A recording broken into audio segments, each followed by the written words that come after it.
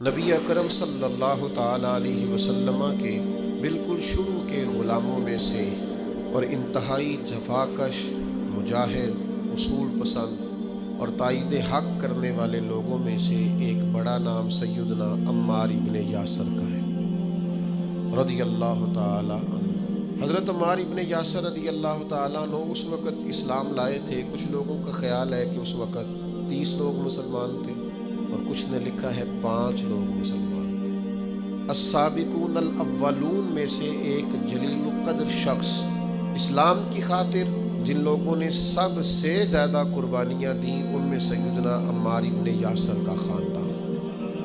اسلام کی سب سے پہلی شہیدہ سیدہ سمیہ رضی اللہ تعالی عنہا، حضرت سمیہ جناب عمار ابن یاسر کی والدہ ہیں، اور دوسرے نمبر پر ان کے والد شہید ہوئے، پھر ان کے بھائی شہید ہوئے، کیونکہ یہ بیچارے غریب تھے۔ کفار بڑی تکلیفیں دیتے تھے، پانی میں دیر تک غوطے دیتے رہتے، آگ کے انگاروں پر ان کو لٹا دیتے، سینے پر وزنی پتھر رکھ دیتے، دیر تک تکلیفیں دیتے رہتے، اور پھر انجام کار یہ ہوا کہ ابو جہل نے پورے خاندان کو پکڑ لیا، آگ ہی لگا دی ایک دفعہ تو ان کے گھر کو، اور جب آگ لگائی تو نبی کریم تشریف لے گئے اور فرمایا صبر کرو صبر کرو صبر کرو، میں تمہیں جنت کی بشارت دیتا ہوں۔ اور میرے کریم محبوب علیہ الصلوۃ والسلام نے ارشاد فرمایا کہ اے آگ، آل یاسر پر اسی طرح ٹھنڈی ہو جا جس طرح تو حضرت ابراہیم علیہ السلام پر ٹھنڈی۔ میں کیسے عرض کروں، اتنی بڑی ہستیاں ہم نے چھپا لی، لوگوں سے ذکر ہی نہیں ہوتا، لوگ مطالعہ ہی نہیں کرتے، غور ہی نہیں کرتے۔ اتنا بڑا آدمی، اب میں اگلی بات کروں گا تو آپ حیران ہو جائیں گے، ساری دنیا کو جنت میں جانے کا شوق ہے نا، تو نبی کریم فرماتے ہیں جنت کو بھی شوق ہے کہ 4 بندے کبھی آ جائیں نا۔ حضور کون سے؟ فرمایا ایک علی ابن ابی طالب، ایک سیدنا مقداد، ایک حضرت سلمان فارسی، اور چوتھے سیدنا عمار ابن یاسر۔ جنت کو شوق ہے کہ کبھی آ جائے نا، تر دامنی پہ شیخ ہماری نہ جائیے، ہم دامن نچوڑ دیں تو فرشتے وضو کریں۔ اتنے بڑے لوگ کہ جنت کا شوق ہے، جنت کا، جنت کہتی ہے مالک ان کو بھیجنا۔ کیسے لوگ ہوں گے؟ حضرت خالد ابن ولید فرماتے ہیں کسی وجہ سے نا میری ناراضگی ہو گئی، حضرت عمار ابن یاسر کے ساتھ تلخ کلامی ہو گئی، تو میں نے ڈانٹ دیا۔ حضرت عمار ابن یاسر نے کریم محبوب علیہ السلام کے حضور میری شکایت کر دی۔ فرماتے میں حاضر بارگاہ ہوا، محبوب نے گردن مبارک جھکا رکھی تھی، جیسے ہی مجھے باریابی ہوئی سلام عرض کیا تو محبوب نے نگاہ اٹھائی، پوچھا نہیں۔ اس پوری روایت میں یہ نہیں ملے گا کہ حضور نے پوچھا ہو کہ بات کیا ہوئی تھی۔ نبی پاک نے فرمایا خالد ایک بات یاد رکھنا، جس نے میرے عمار سے بغض رکھا نا، اسے اللہ کی دشمنی مول لینی پڑے گی۔ اللہ کی دشمنی، اتنا بڑا آدمی کہ ان کی ناراضگی رب کی ناراضگی بن گئی۔ لیکن ملنگوں تلنگوں باباؤں کے عرس منانے والی قوم، کوئی دن ایسا بھی تو آئے نا کہ ہمارے گھر میں سیدنا عمار ابن یاسر کے لیے کچھ دعا کا اہتمام ہو، کچھ ان کے لیے کسی چیز کا بندوبست ہو۔ کوئی ایسا دن بھی تو آئے نا سیدنا سلمان فارسی کی یاد منائی جائے، حضرت عبداللہ ابن عمر کا ذکر کیا جائے، حضرت عبداللہ ابن عباس کا ذکر کیا جائے۔ گلی گلی میں عرس کا مخالف نہیں ہوں، لیکن یہ کہ ان کا بھی منا رہے ہو جن کا نہیں منانا چاہیے۔ ہر نکر میں دربار اور ہر گلی میں مزار اور ہر ایک کا عرس، نے رنگیے سیاست دوران تو دیکھیے، منزل انہیں ملی ہے جو شریک سفر نہ تھے، جو اس رستے کے مسافر نہیں تھے، منزلوں پر پہنچ گئے۔ اور اتنا بڑا شخص جس کے بارے میں میرے کریم رسول فرمائیں کہ اگر یہ ناراض ہو جائے تو رب بھی ناراض ہو جاتا ہے۔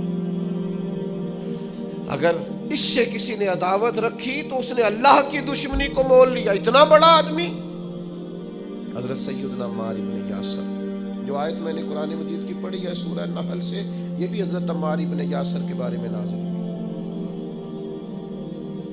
حضرت عمار ابن یاسر رضی اللہ تعالیٰ عنہ کے پورے خاندان کو کفار نے گھیر لیا۔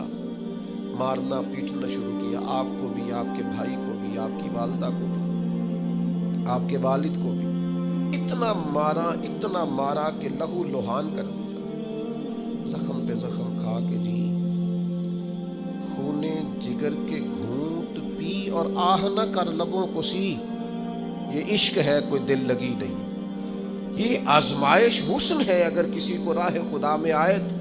سیدنا عمار ابن یاسر کی والدہ کو اس طرح مارا کہ ان کی ایک ٹانگ ایک اونٹ کے ساتھ باندھ دی، دوسری کے ساتھ باندھ دی، اور پھر ان کو نیزے مارے حتیٰ کہ 2 حصوں میں کٹ گیا وجود، اور وہ باہمت خاتون درد سہتے سہتے اپنے رب کے حضور حاضر ہو گئی۔ پھر ان کے والد کو شہید کیا، کس کے لیے، کس کے نام پر، کس وجہ سے؟